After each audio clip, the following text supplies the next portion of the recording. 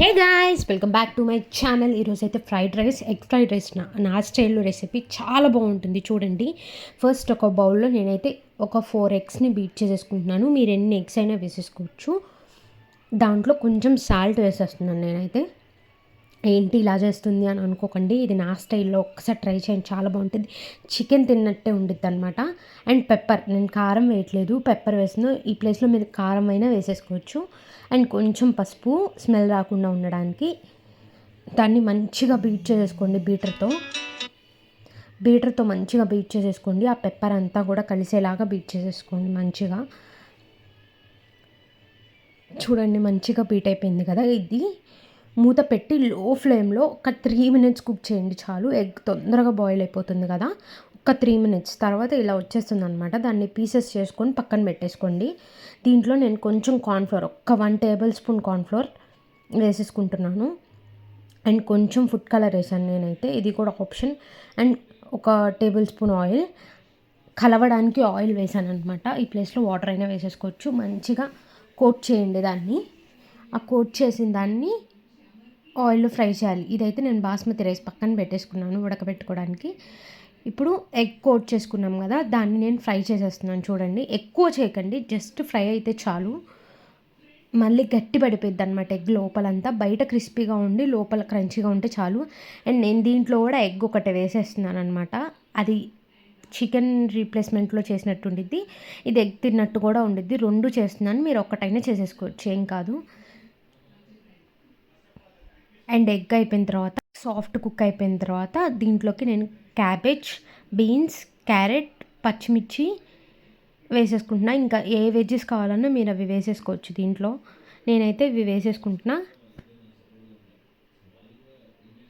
చూడండి, మొత్తం మంచిగా వేసేసుకొని దీంట్లో కొంచెం సాల్ట్ వేసేసుకోండి, మూత పెట్టేసేసుకోండి. మంచిగా కుక్ అయిపోతుంది గైస్. బయట వాళ్ళు చేసినట్టు కాకుండా మంచిగా నేను కుక్ చేసుకోండి, చాలా బాగుంటుంది తింటుంటే. నేను సాల్ట్ వేసి కుక్ చేసేసుకుంటున్నాను దీన్ని అయితే. అండ్ జింజర్ గార్లిక్ పేస్ట్, ఒక 1.5 tablespoon of ginger garlic paste వేసేసుకోండి. దీన్ని కూడా మంచిగా ఫ్రై అవ్వనివ్వండి, పచ్చివాసన పోయేదాకా.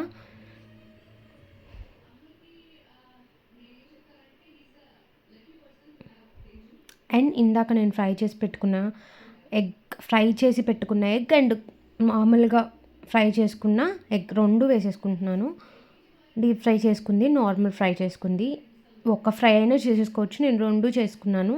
టేస్ట్ చాలా బాగుంటుంది, మెత్తగాను ఉండిద్ది, క్రంచీగా కూడా తగులుతా, చాలా బాగుంటుంది. ట్రై చేయండి నా స్టైల్లో. ఇది కూడా నేను బాస్మతి రైస్ అయితే బాయిల్ చేసి పక్కన పెట్టేసుకున్నాను. ఆ రైస్ని నేను దీంట్లో యాడ్ చేసేస్తున్నాను. చూడండి, నార్మల్ రైస్తో అయినా చేసేసుకోవచ్చు గైస్. ఇదైతే చూడండి, మంచిగా కలిపేసుకుంటున్నాను నేనైతే రైస్ని. అండ్ సాల్ట్ వేసేసుకోండి తగినంత. నేను soya sauce, chilli sauce, vinegar ఇవి వేయట్లేదు గైస్, ఎందుకంటే ఇవి ఇంట్లో పిల్లలు కూడా తింటారు కాబట్టి అవి హెల్దీ కాదు. మీరు కావాలంటే మీరు వేసేసుకోండి. ధనియా పౌడర్, కారం, కొంచెం గరం మసాలా వేసేసుకున్నాను, ఒక 1 టేబుల్ స్పూన్ అంతే. అండ్ కొత్తిమీర మంచిగా టాస్ చేసేసేయండి. దీన్ని అయితే హై ఫ్లేమ్ మీదనే టాస్ చేయండి. చాలా బాగుంటుంది, చూడటానికి చాలా బాగుంది కదా. ట్రై చేయండి ఈరోజే, చాలా బాగుంటుంది టేస్ట్ కూడా. మీరే కామెంట్ సెక్షన్లో కామెంట్ చేస్తారు చాలా బాగుందని. చూడండి, మంచిగా కలిపేసుకోండి. అంతే గైస్, సబ్స్క్రైబ్ చేయండి, లైక్ కూడా చేసేయండి.